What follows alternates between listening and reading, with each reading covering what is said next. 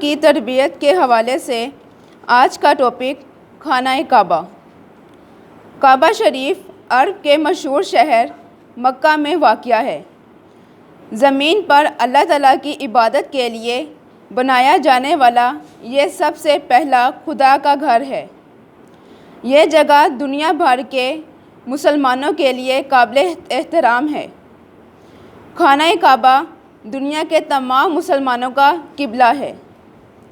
پوری دنیا کے مسلمان خانہ کعبہ کی طرف منہ کر کے نماز پڑھتے ہیں۔ ساری دنیا سے مسلمان ہر سال یہاں حج کرنے آتے ہیں۔ ہر مسلمان پر زندگی میں ایک بار حج فرض ہے۔